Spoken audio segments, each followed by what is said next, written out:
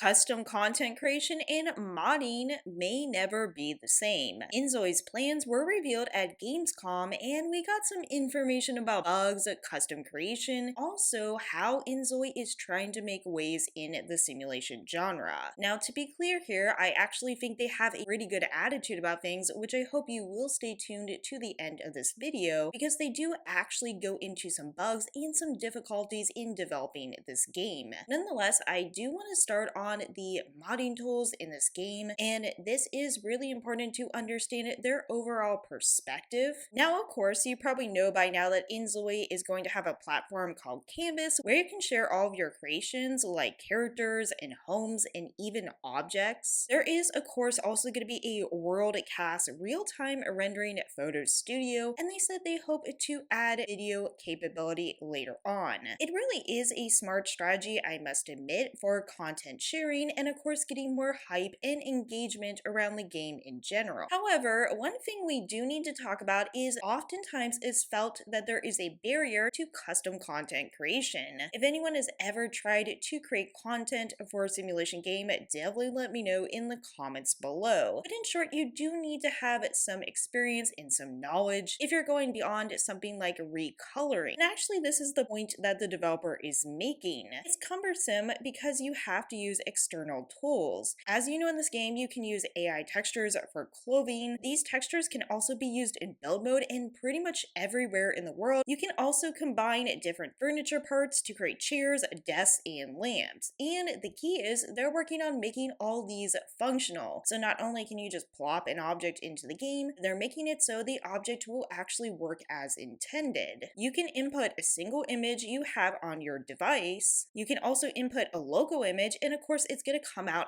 as that object. Now, this was a very interesting screenshot right here. I want you to pay close attention. I do believe those are rifles. Now, I apologize because I don't know what kind of guns they are. I'm definitely not a gun person. But if we're looking at this, I'm kind of curious because they said they're working on making objects actually interactive. And are they actually going to be able to do that for every object you generate in game? And if so, how is that going to work within the game functionality wise? Also, how is this going to work within the rating system for the game? Definitely let me know what you think about all this in the comments below. I could see them making some items interactive, but if it's just anything you generate is interactive, it just seems like number one, that would be really hard to do, and number two, it could have some pretty interesting implications. But speaking of unexpected, they also did actually emphasize something that I personally like to see in a simulation game, and that's unexpected events beyond your control. Unexpected events can be generated when a simulation is restricted just to the household, but they decided to actually go ahead and expand this to the entire city. And again, this is something not everyone's going to like, but something that I personally think makes a game especially interesting.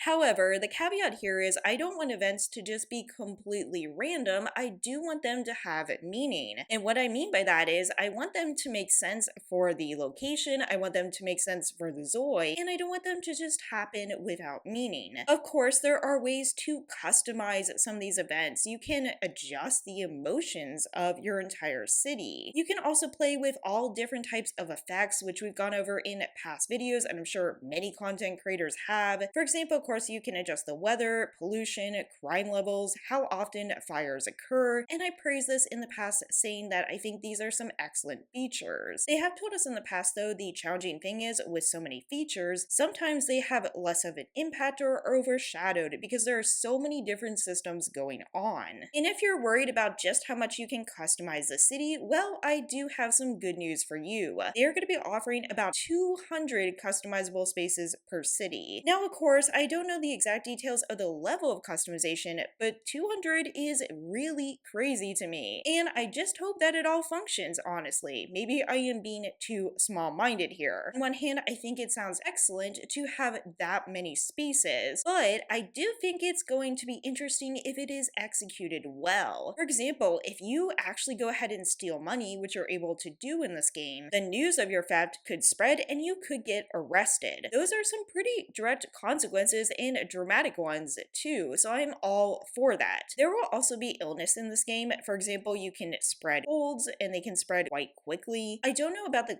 consequences of these illnesses. I don't know how serious they they are or if we even want serious illnesses, but that is also a nice realistic touch. Now, before getting into the final section, which will cover some of the bugs and challenges they have encountered lately, they actually didn't start all that long ago. The developer introduced themselves and they have been working in game development for 24 years. They also are a longtime player of life simulation games, so I think that is important. However, they described, of course, themselves as a rookie developer of life simulation games. But the developers have had a lot of fears about making a game in this genre. Again, really not underestimating what it takes to make this kind of a game. One of their earlier steps was to reach out and introduce themselves to some of the primary influencers in this genre, and I'm sure you've seen all their early access reviews. As a vision of this game, it's about living your dream life, which I do think interesting because that dream life isn't just all about sunshines and rainbows. And they said life can be joyful, but it can also be sad. You come to realize in the end that everything is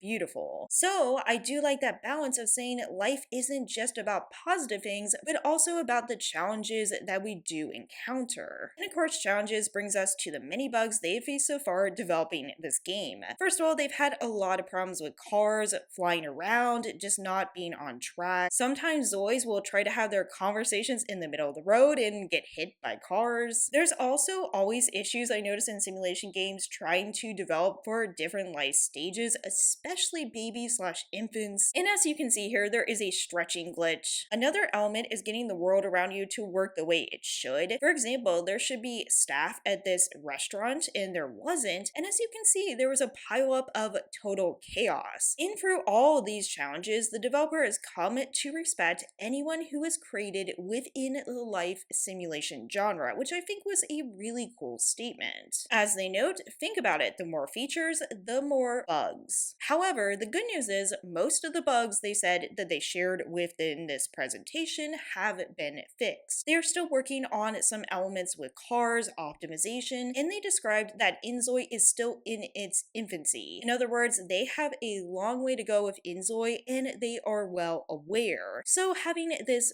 kind of humility and also a vision for the game, I think is positive. While I do have reservations about some of the AI tools in this game, which I have talked about, I do think there is a lot of positive things as well, such as the developers' overall passion, also their eloquence in making the statements about this game. It is clear to me that they do care not just about the financial success of this game, but also the overall vision for the game. And I think they are pretty good with community feedback. So all in all, definitely a very interesting interview. Let me know what you think in the comments below. Take care, and I'll see you in the next one.